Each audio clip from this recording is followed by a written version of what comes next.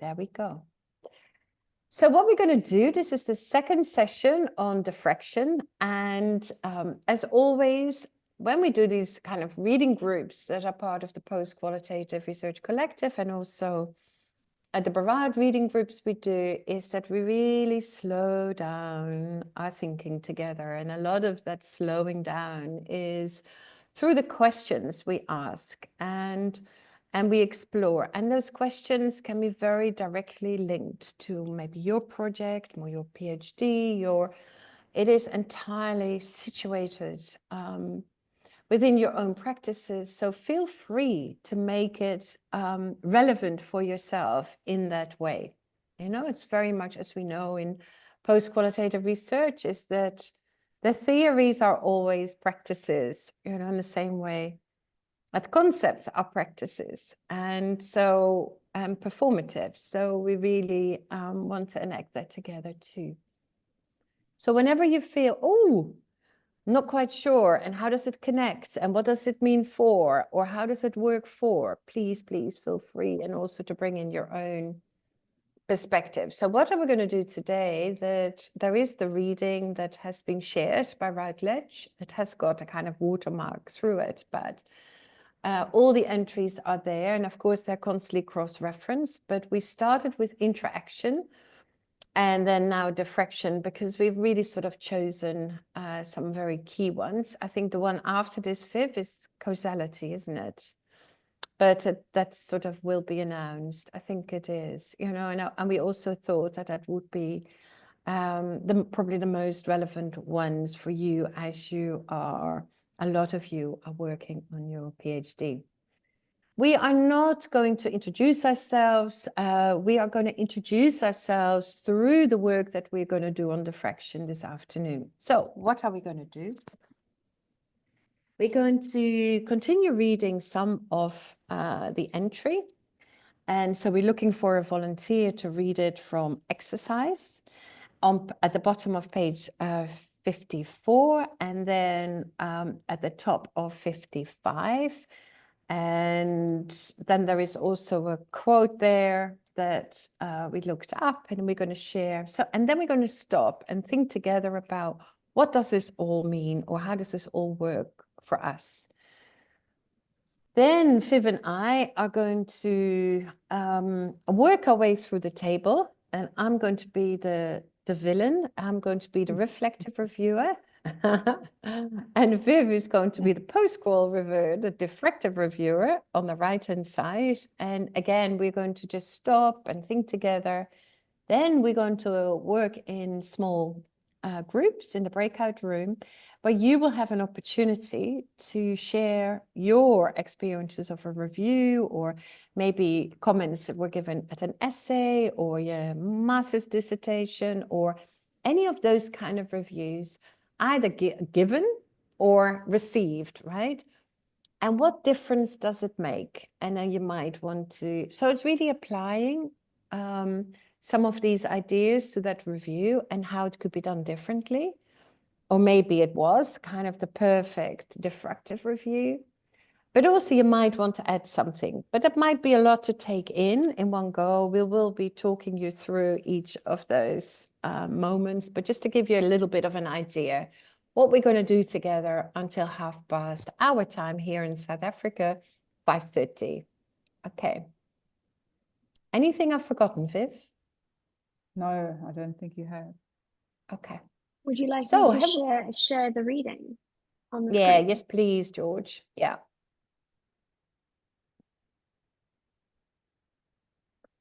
Okay, so when we go to the exercise, is there anyone who wouldn't mind too much being, a volunteer and reading that out? So it is the bottom of 54 where George has put it, and then the top of 55.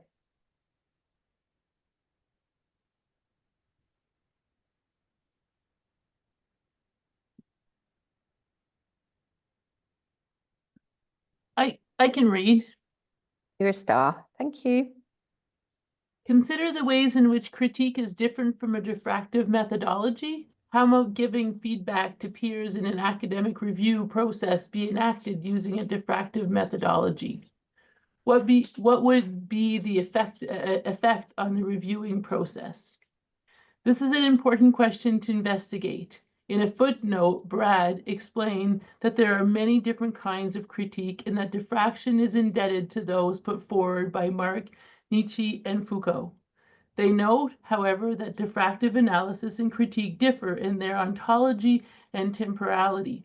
The latter, critique, operating in a mode of disclosure, exposure, and demystification, destruction, while diffraction is a form of affirmative engagement, creating new patterns of understanding, becoming.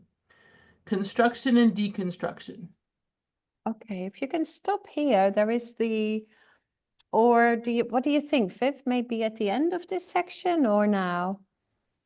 I think now, because Okay, it's just an expansion of this quote. yeah. Would you mind, George, sharing now the footnote?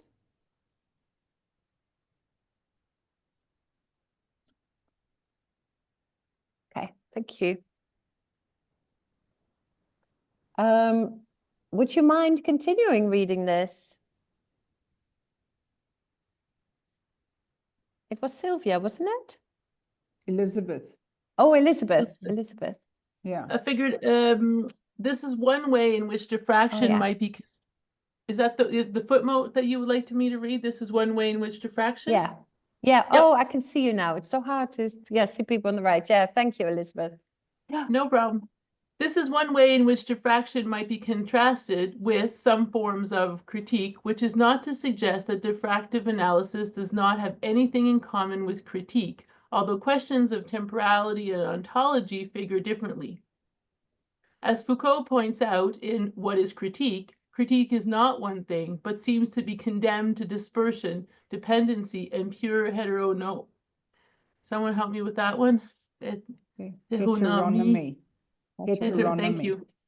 Michel Foucault, which is What is Critique in the Politics of Truth. Diffraction is indebted to forms of critical analysis such as those put forward by Marx, Nietzsche, and Foucault. Indeed, both critique and diffractive analysis consider fundamental taking account of the material discursive conditions of possibility in the historical, social, political, natural, cultural contingency. However, whereas critique operates in a mode of disclosure, exposure, and demystification, diffractive reading might be understood as a form of affirmative engagement. Keep going. Yeah, yes, please. Diffraction is an iterative practice of actively reworking and being reworked by patterns of mattering. A diffractive methodology seeks to work constructively and deconstructively, not destructively, in making new patterns of understanding becoming. Lovely. And now if we can go back to the book, or would you like, yeah, let's do that. So we've got both actually.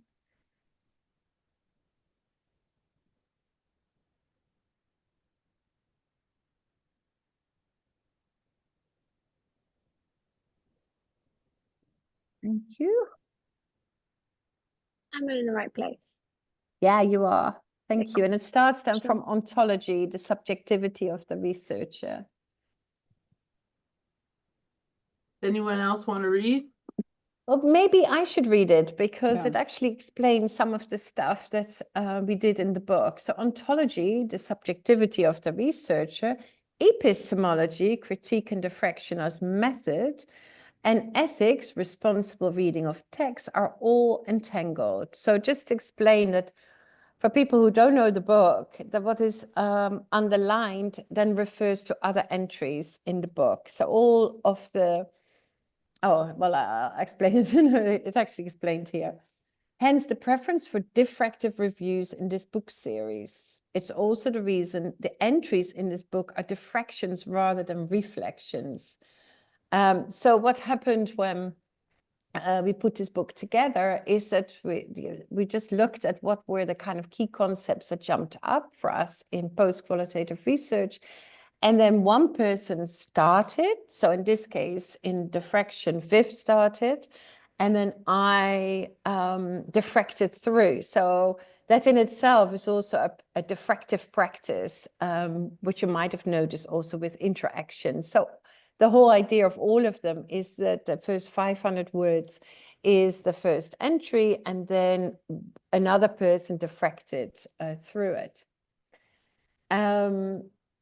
So the columns in this book are there are more columns, but at the same time, no binary is set up by the columns. So it is important for us to also think that reflection and diffraction are not, that we set up, that one is a form of critique of the other.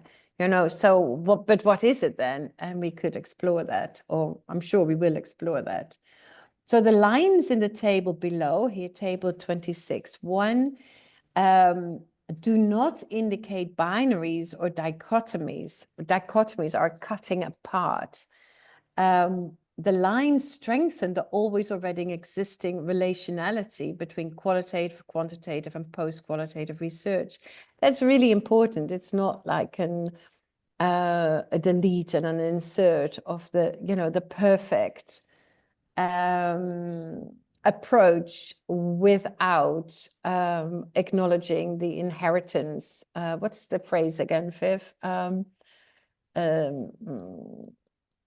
And being, because we're indebted to the inheritances that we are part of, really, that we stand on.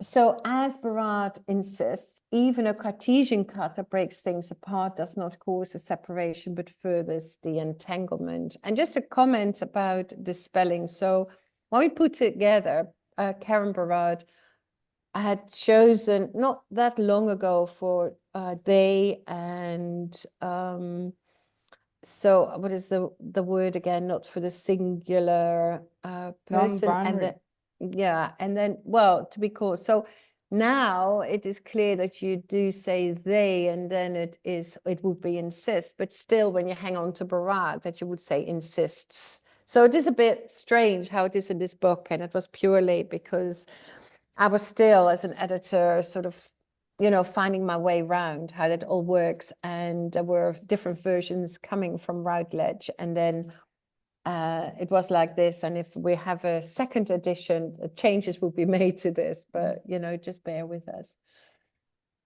So now we have table, oh no, first of all, we just have time to reflect on this, or diffract through this, you know, so diffract through what we've just read. There's an awful lot to take in, especially when you come to this for the very first time. So maybe we pause, and if anyone wants to put something in chat or just raise their hand, you can.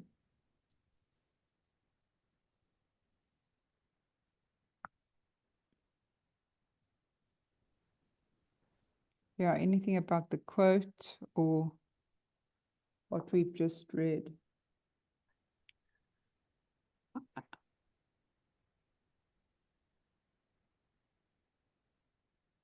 So maybe you can put a link to the diffraction entry, George, in the...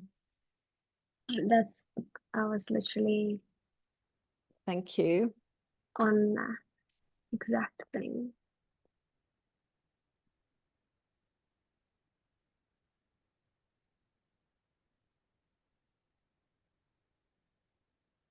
Was that all crystal clear? Thank you, Elizabeth. And also thank you for reading out before. No problem. There is we were in a breakout room last week, and there was a question about the difference between reflection and diffraction was quite clear, but someone brought the point of the difference between reflexivity and diffraction, and didn't seem to, we kind of went back and forth. Isn't diffraction, someone was asking, isn't diffraction very closely related or the same as reflectivity? And anyway, we went back and forth, gave tons of examples, but we were shut back into the to the big group, and so we never finished the discussion about the two. So I don't know if someone wants to we were trying to, I guess, define, which is hard to define, diffraction without it's in the doing, and it's what you do with diffraction that really defines it. But someone was looking for clarity on that. There is on page 56, under representational. So there's representational on the left-hand side and non-representational on the right-hand side. And we read some of that here, but words mirror nature, reality, etc. in representational. And then assumes reviewers can have an overview of the field, can identify gaps and identify what's lacking. But then here, even in reflexive research, the idea is to interrogate and identify how one's self is implicated in the research. And I think there is somewhere, is it also what we read out, that, yeah, it struck me when I reread that today, that diffractive analysis and critique differ in their ontology and then temporality. And then I thought, yeah, this makes sense, because with reflexivity, it would be that it's afterwards, and then you think back about your role. And so, in fact, you put yourself in front of you and then reflect on it, and you critically, and you think about, you know, your role and how you were doing. So it is, there is a distance still from self. So you almost put yourself as an object in front of you that you reflect on. Do you agree with that, Viv?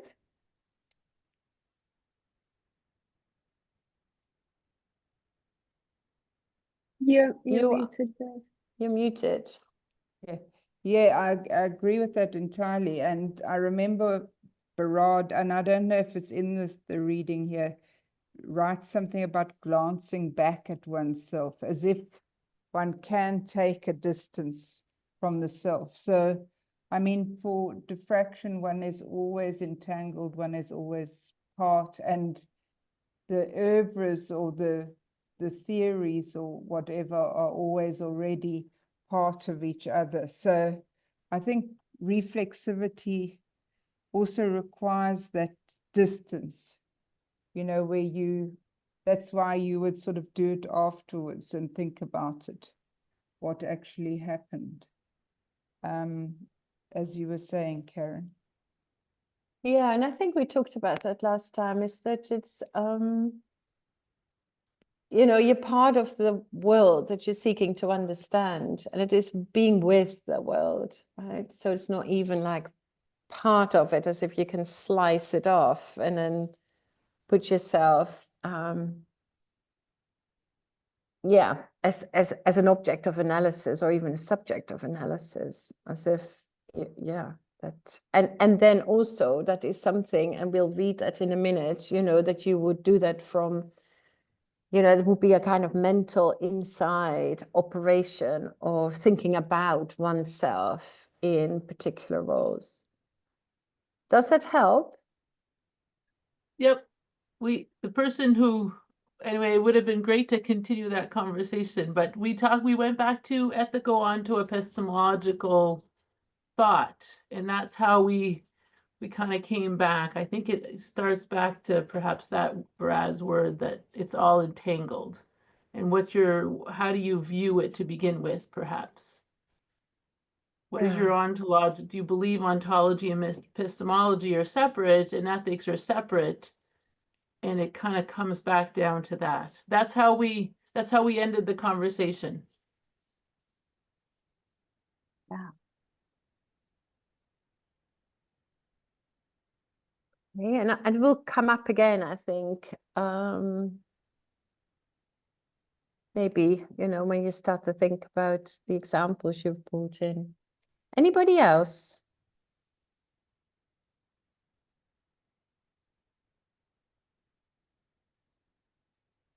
You can put it in the chat as well. Ah, there is. Oh, that's probably from you, George.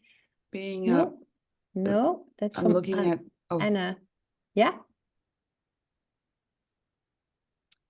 Oh no, I just put a quote to Lovely. support the discussion about reflexivity and diffraction from Viv and Michelinos. I've just been writing about it in my PhD, Oh, so great. into my Lovely. Maybe you can read it out, Anna. It's lovely when it comes back that way as well, isn't it? Okay, sure. In reflexivity, there is a researcher as an independent subject who is actually the locus of reflection, whereas in diffraction, there is no such distinction, as subjects and objects are always already entangled. Thus, from a diffractive perspective, subjects and objects, such as nature and culture, are not fixed referents for understanding the other, but should be read through one another as entanglements. So I think it does kind of relate to what Elizabeth said about do you see ethics, ontology, and epistemology as entangled from the start as well? Yeah, thank you. I Okay. think yeah. Carolyn also was going to say something and then it got mixed up.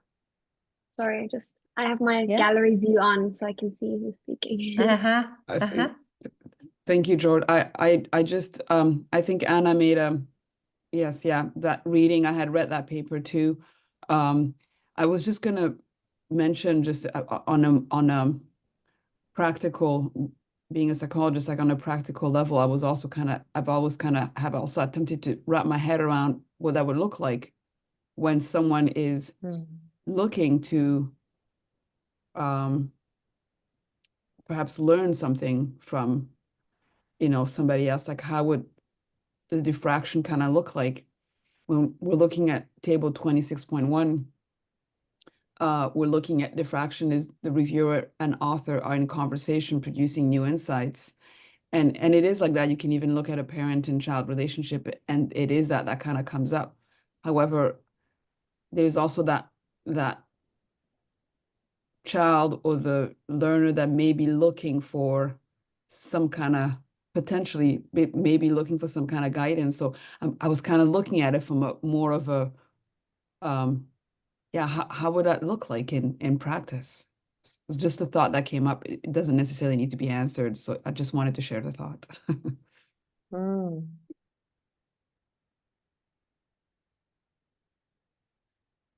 I mean, I suppose, especially as a psychologist, you work with, a lot of knowledge about, say, children, and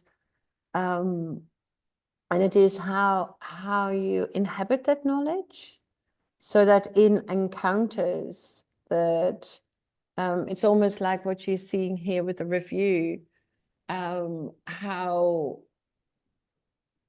a way of listening. I think we talked about that last time, how you listen to the other as not someone who sort of then fits particular theories. Oh, this is an example of that, and this is an example of that, or that, but starting from a very different position where you can also learn from children, and something new can be produced that doesn't fit theories. I think one of the problem with theories is that they're generalized, and so how can we stick to the situatedness of these encounters? And for me, what's always helpful is to think of subjects as phenomena, so that what in a phenomena is the material discursive. So what is always already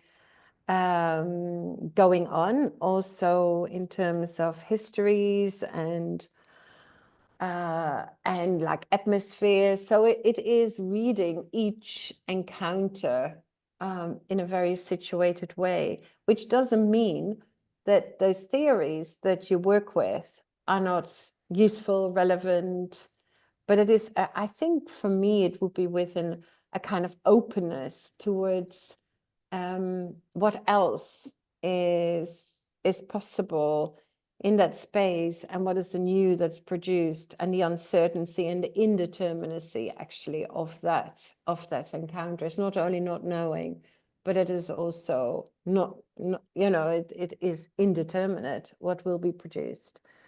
And because it is a coming together, like waves coming together, and new is created. I mean, that's how I would see it. But again, it's the same with, it's not like, it's not a cutting apart. It's not like we don't need it. We don't, you know, all the knowledge that you have as a psychologist is not relevant. No. But it is how how you inhabit it and how you live it. Yes, yeah. It's hard to put into words. It's what you do with what you know, I guess, or anyhow. But anyhow, what you said really resonates. So thank you. It's given me a lot to think about. Thank you. And I suppose that that footnote is helpful when it talks about the conditions of possibility and the historical, material, cultural, etc., contingencies. So I think, you know, whatever discipline one is looking at, to view it sort of politically, and you know, it's sort of not take anything for granted about how concepts come to be. I think would be important.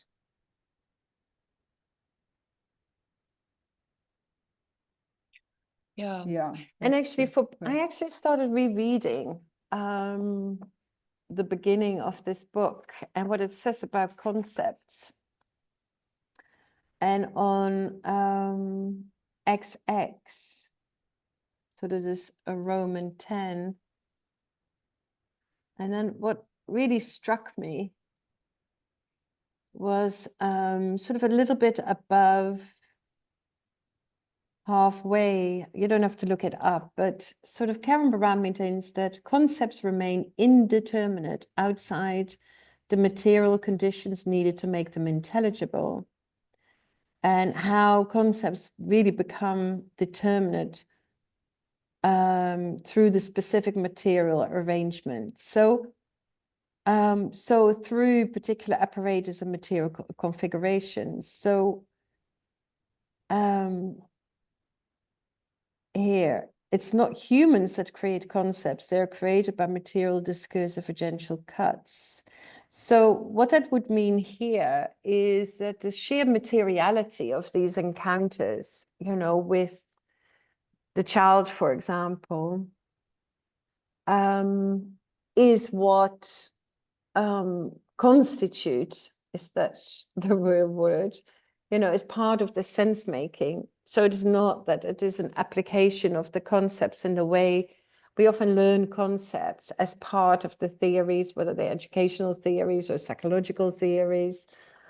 So as if they are already ready-made and we just apply them. But if we look at concepts differently, where it is through the material and the discursive apparatuses that we use, they become intelligible. So that could be, well, I don't know, with psychological concepts. I don't know, fidgety, or, you know, their problems in school and at psychs are called in, and what are these kind of concepts that that are used, and is it just that we already know what they mean and then we apply them, or are they actually in the encounters that they become intelligible through the materiality as well of the situation? So does that all make sense? Yes, yeah, no, it does. It's really helpful. Thank you. Thank you, Karin. Yeah.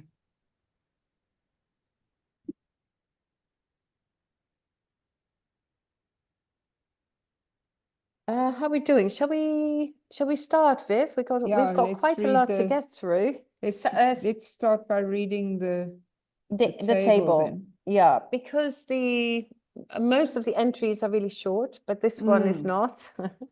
Yeah. So I am the reflective reviewer. So I start on the left-hand side, and then with each kind of section, Viv takes over. Right. So this was actually an example. Both examples are from my own practice, I think.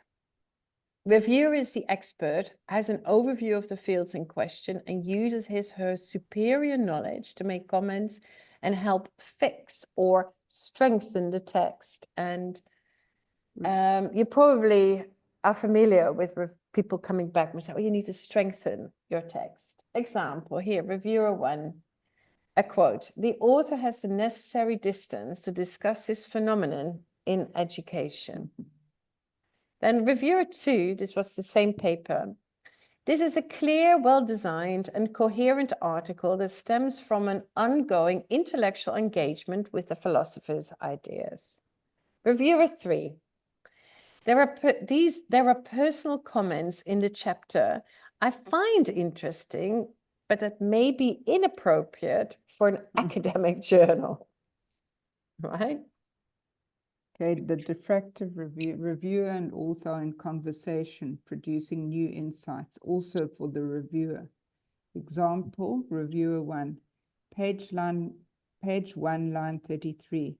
Not sure why own is in speech marks. Author, it is to emphasize individualized existence of selves. The key idea of this paper is to trouble anthropocentrism and human exceptionalism. Reviewer 1, this is helpful as it makes me think, doesn't a self have some kind of own existence, singularity? I'm thinking of physical existence. Your speech marks make me wonder whether the relational brings selves into some individualized existence, but as part of the phenomenon. Selves are not just social, conceptual. So maybe selves exist individually and not simultaneously, thereby disrupting binary logic. Would you agree with that? And if so, perhaps you can take that new insight up in your chapter.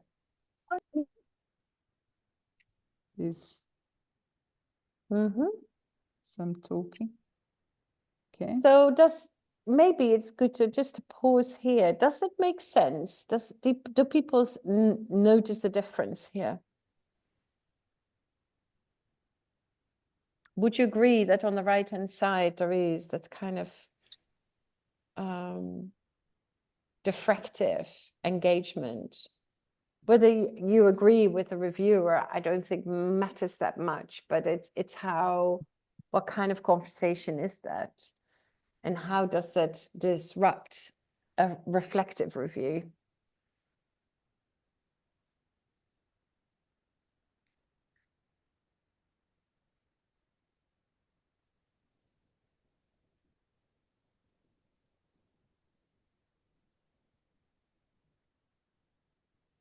It's carry on.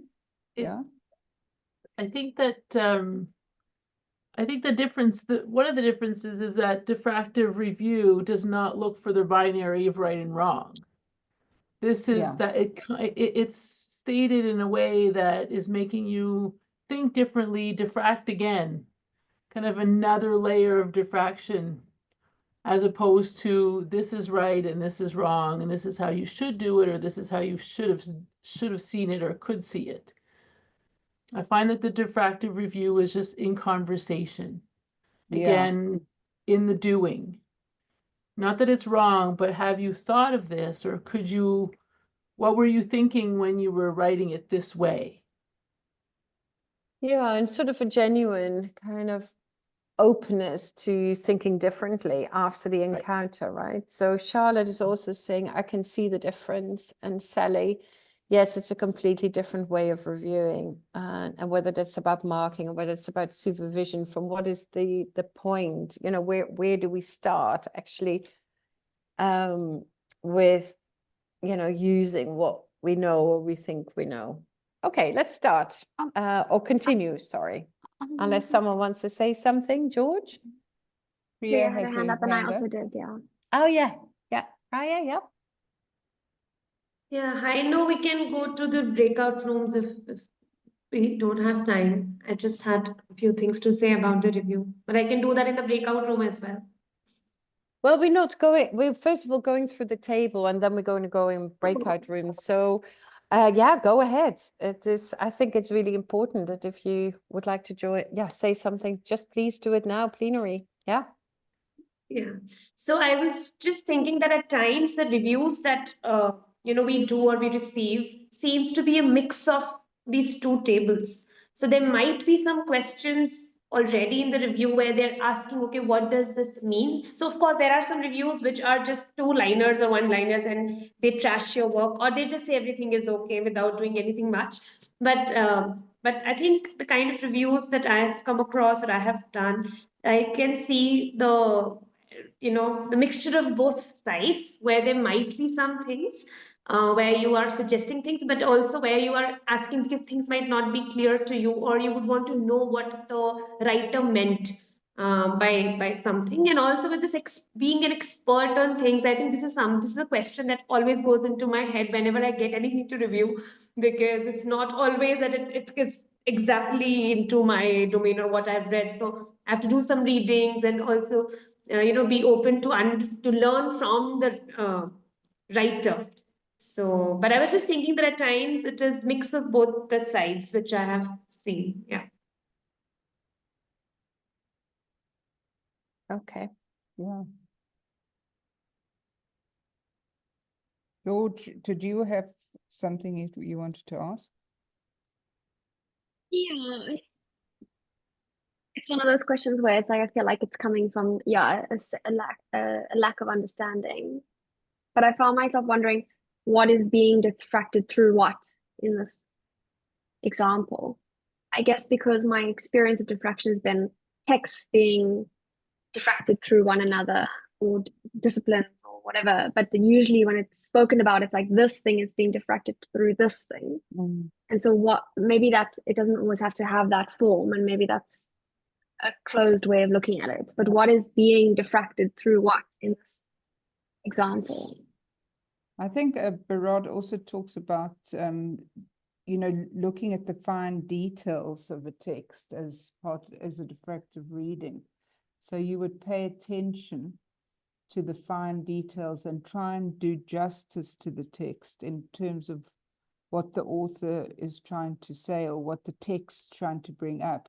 So as we said last time, it's a sort of dwelling within the text as well as sort of reading, one text through another. But yeah, so those for me are also part of diffractive practices, and the whole dialogical, the genuine curiosity about what the text is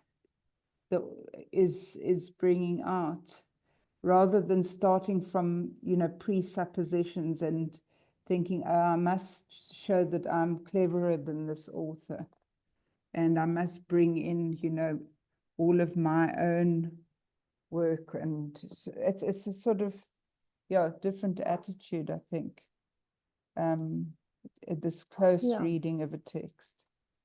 It's a kind of listening out. Which you often see is that it's a kind of listening, but then listening out for what you already know, and then sort of translating it into in what's familiar, rather than staying with maybe what surprises you or is new, or you might get excited about because you never thought of that before.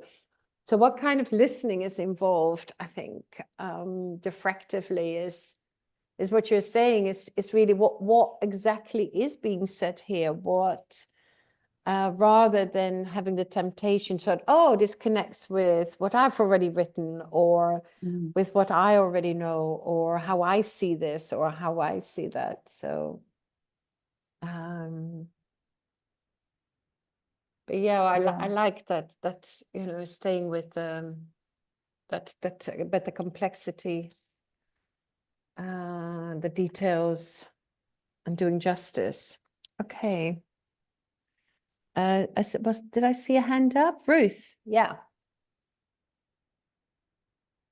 and good to see you.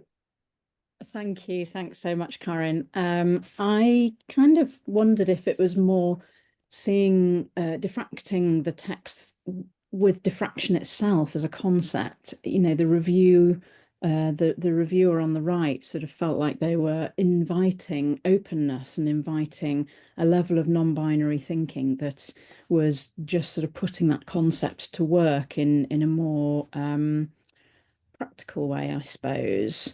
And it sort of reflects in quite stark contrast to the very start of the reflective review, which says the reviewer is the expert.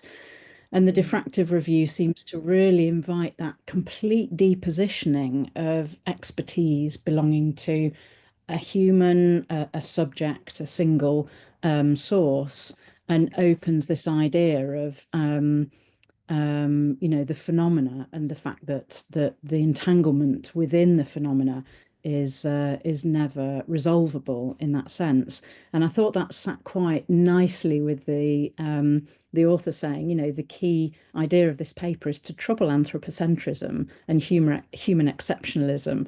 And you know, if I was reviewer one, I'd have been giggling at this point, because I'd have been thinking, well, then let's use the whole concept of diffraction to do that, rather than establishing the author as the sort of the expert of the matter, as a human anthropocentric position. So yeah, that was just that I had on that. Yeah, nice. That's helpful. Let me just have a look. There are new messages. Yeah. Oh yeah, so George, you said that, you know, what is being diffracted through what, in terms of text, maybe it doesn't have to be X diffracted through Y. And also, I think it is like bodies in inverted comma of knowledge, isn't it? That is also diffracting through. So you've got the paper, and then you've got what a reviewer already knows. So that's a coming together as well of those texts. And the way I see it, Sally, it seems like a move away from the viewer as expert to a listening to the data to help the author discover what's new. Is diffraction a kind of neutrality of ontology and listening? Does diffraction require a resourceful psychological condition? It's, well, I suppose it is, in the sense that you're not the sage on the stage, or the it's not hierarchical, so that might be a bit of a change. Artistic process is automatically diffractive. I think, you know, it's going back to what Viv was saying, is about how it is looking at the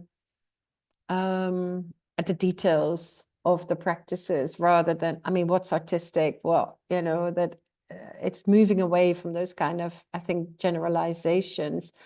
Neutrality is another one, you know, within diffraction is the subject is always already part of whatever you do. So it's not that neutrality usually means not subjective, but the whole binary between subject and object is at stake, you know. So it's destructed, and deconstructed.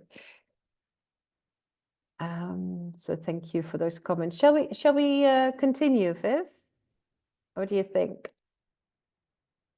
Unless there's a burning point. Yes, let's go on. Okay, so we pause only when, or we pause after each section, and if you want to come in, please do. Cartesian cut, so I'm the reflective reviewer. Breaks apart in different direction. The review doesn't add connections, but uses difference to be critical through identity as foundational, to replace rather than affirm and add to produce a new insight. For example, new for both reviewer and author. Mind you, Barad argues that even a Cartesian cut that breaks things apart does not cause a separation, but furthers the entanglement. Yeah, so it's still always relational, but it is differently relational. Viv? And then a gentle cut, cutting together part. There is no outside or view from nowhere. A review tunnels like a worm would do in compost, adding affirmatively to what is always already there, because ideas and texts are porous without boundaries, like fresh coffee percolating. Bodies affect and are affected.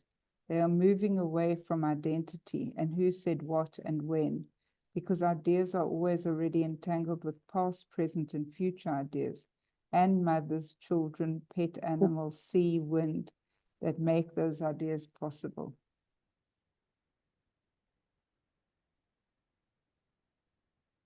Okay, sure.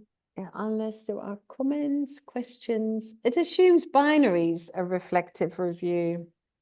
And it was already mentioned, words, things, and people are separate ontological entities. Reflection is an inner mental activity where a researcher supposedly takes a step back, distancing herself from the data.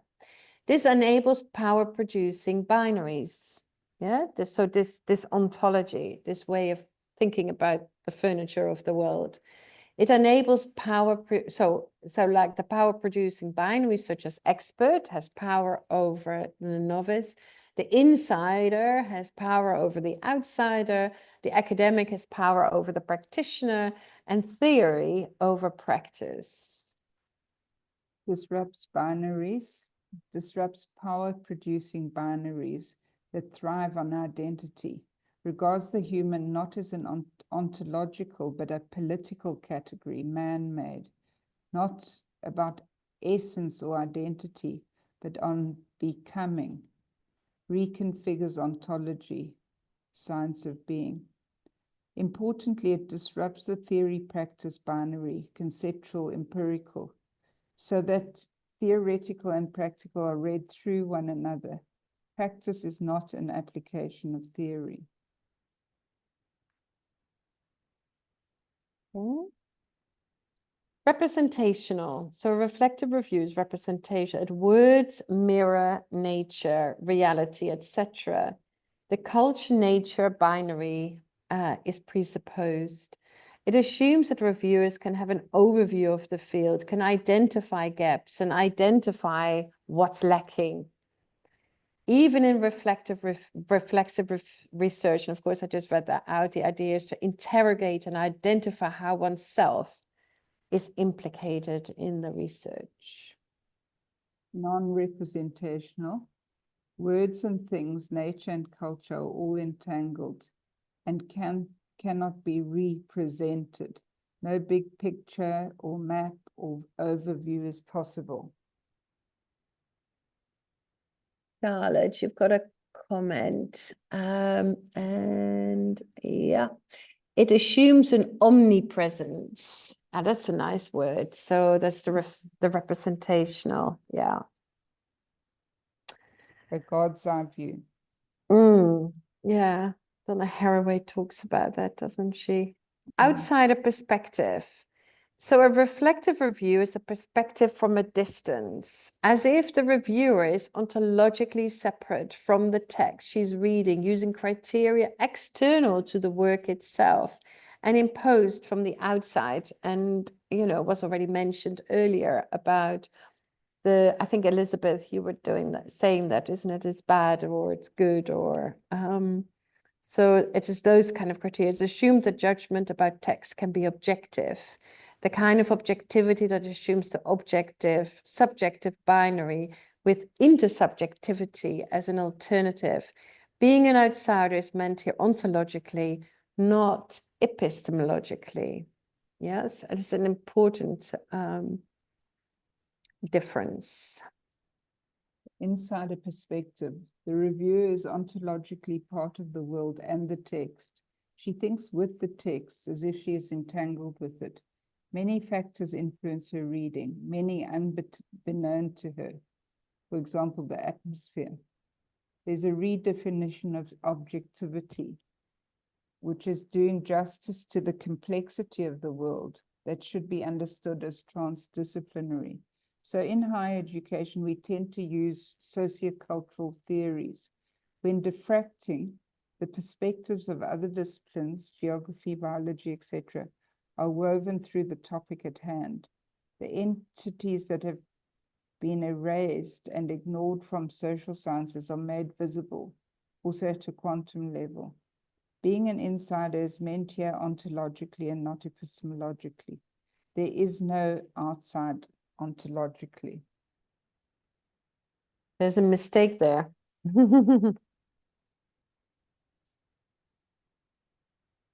Oh, no, What no, is- no, no, no, no. No, it's Yeah. fine. Yeah.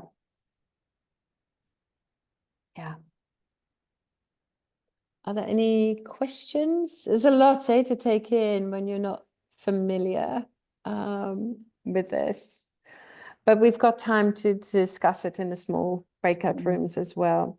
So with a reflective review, knowing is a mental cognitive process inside the human, separated from emotion and affect.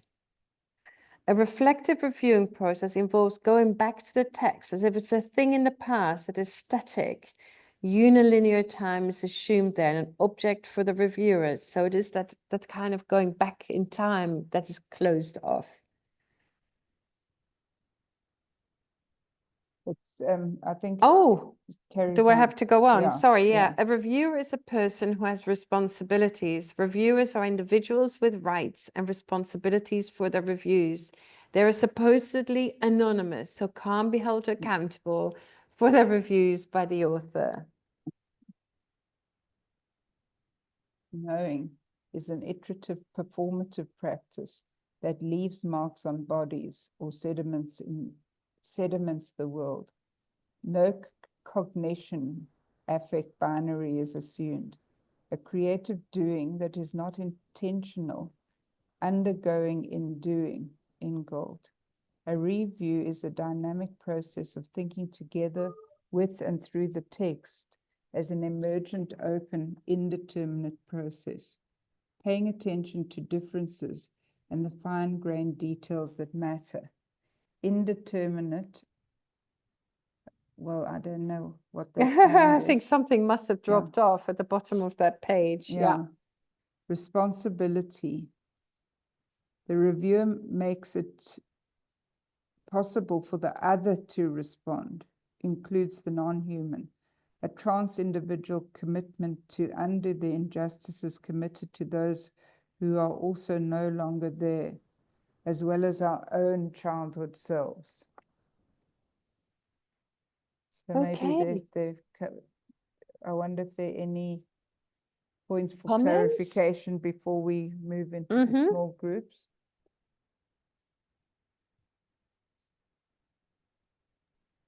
Can I just Anybody? ask, Yeah, sure, Rose. by trans individual, do you mean the entanglement, as in not an individual? Because for me, trans means across, transdiscipline and so on, transgender. So I wondered if you were kind of almost reinforcing the individual there, or actually just using it as an alternative to the entanglement, the community.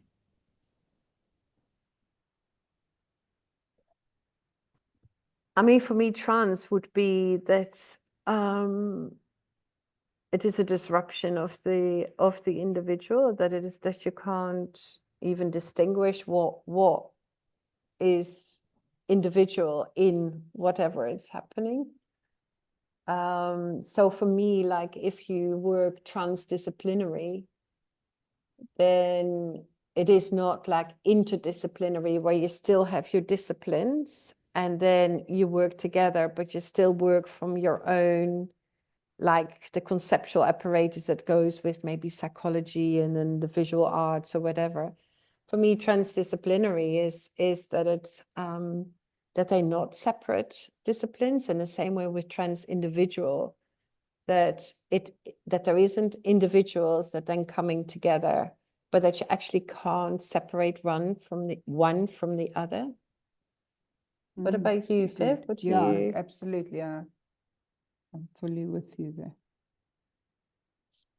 Okay. I think it is 1702, and we sort of would like you to have a chance to interact in small groups. So we did ask you to bring an example of some type of feedback or review. And what we would like you to do is now go into the small groups, thinking about this table, and think about how it helps you to think about your example, whether you use the categories here or add additional categories which aren't mentioned here. You know, anything is fine. And how would you do, you know, whatever differently? So if you've got a particularly reflective or reflexive review, you know, how would that change to become diffractive and vice versa? And what we would like you to do is really to write these down, or just to get a scribe in the group and maybe to take a photograph if you don't use a Google Doc. And then we'll provide a whiteboard and we can look at the examples that come from all of you. So, I mean, you might just decide to work with 1 or 2 people's reviews in the end, but I mean, just have a general discussion initially.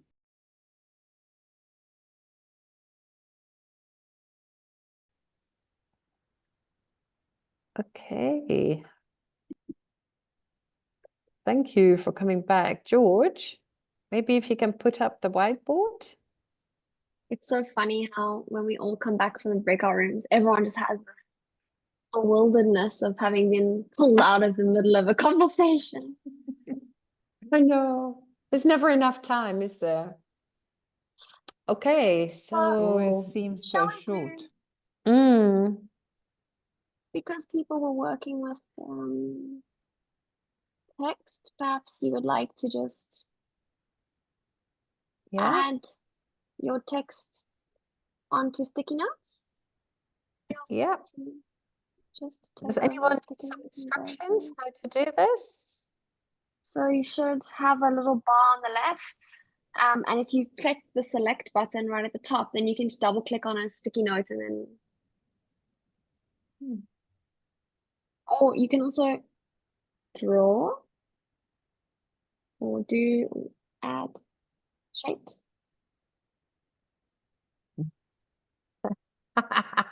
I love that.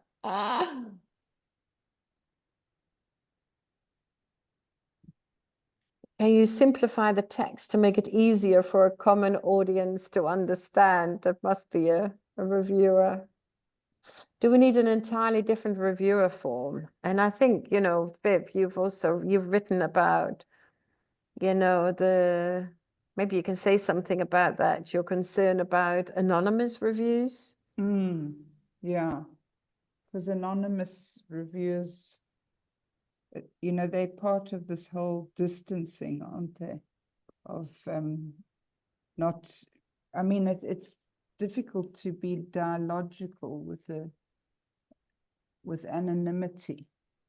And it is a bit of a farce because one often knows who these anonymous reviewers are, especially those who are keen on promoting their own work. They would often say, well, have you read such and such, and please engage with that work. But yeah, it's part of the obfuscation of the process, I think. Maybe you can read some of these out, Viv? Yes. Do we need an entirely different review form? This is what you already read. And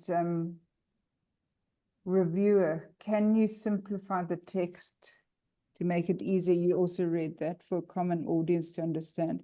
Reviewers favor tangible impact and will often shut down discussion points that don't offer specificities. Diffractive review, engaging, not demanding, trying to help the author do what the author wants, not telling them what they should do. Strengths, areas for development, provocations. And I think one of the groups I was in was talking about the formulaic way in which institutions require people to give the sandwich approach, you know, like First you do a few strengths, then you do the critique, then you go back to the strengths. How could reviews become less linear, e.g. writing with the reviewer simultaneously in conversation? That's so lovely, because I think one learns a lot in writing with people. And maybe, you know, things like response to reviewers would be an interesting, often journals do have that, you know, they allow people a response to a review. Can we contribute to the process as well as take away from it? Reflective reviewer, rejected. Yeah, it's not very helpful, is it? One doesn't know why. Reviewer, scholarly paper, coherent and clear.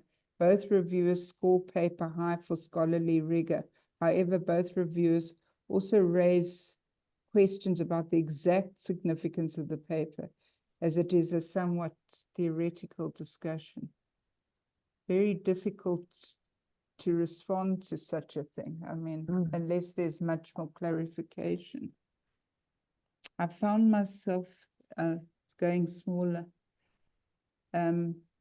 throughout the article, wanting more specificity out of moments when you argue about knowing, doing, and becoming, or new ways of being. In and from this particular project, I found myself wanting to know what new ways, what knowing, doing, becoming emerged. Similarly, in the last paragraph on page 13, you argue that a red marker had a different effect.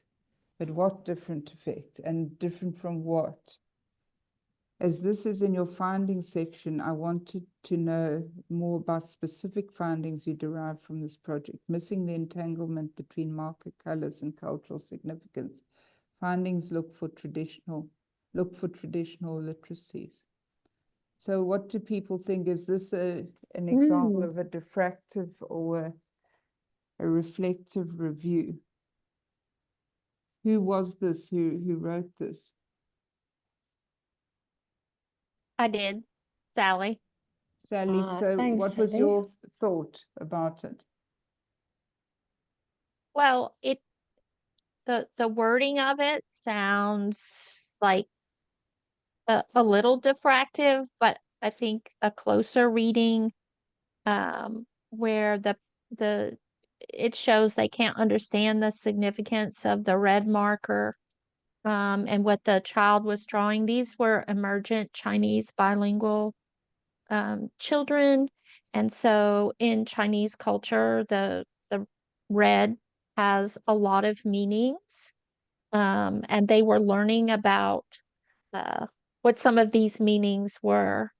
And so it was like a missed point. It seemed that the reviewer didn't see any significance of how this red marker might have changed the trajectory of what the child was making, like what would have happened if red was not a choice. And then it appeared they were looking for like a more traditional finding, like, you know, where are these children on the developmental level? You know, are they able to write and spell and those type of things? Yeah. And I felt like they did reject this article, and I felt like you know, it just didn't fit in the traditional boundaries. Yeah. Yeah. Such Yeah, I think it wonderful depends on things. the journal too that one is submitting to. It's often, you know, the reviewers would be coming from possibly a different sort of perspective. But I'm worried about the time. I see it's 17:29. Yeah. It's such a pity. I'm just wondering if we could start next session by sort of maybe just doing a little bit more justice to this, because there's so much coming in here and so little time. Once again, because this is a trial run, you know, Karin and I are sort of playing it by ear, but we all the time sort of misjudging. But I You know, think it's it's- also, it depends on the group, doesn't it? You're Yeah. just so engaged with what we do, and there is no, Yeah. let's start. I hope that you can all make it next week. And that's also the beauty of the fact that we continue for a bit longer together, Yeah. Viv and I. And so I suggest, please do come next week. And I just so fascinated by Yeah. and yeah, what the richness of your responses. So let's start with that. And also, if you still have a little bit of time, you haven't quite finished putting things up, you can, but then now we officially say goodbye. Yeah. And yeah, we start with this and see what it has produced, Yeah, and how also we could for transition into causality from there. causality, which I'm sure is not going to be difficult. So we'll Yeah. find a way. So yeah, thank you. So thank you very See you much. next week. And Yeah. thank you, George. And thank you, Viv. Yeah. Thank you, thank you. Thank you. Greetings from Viv.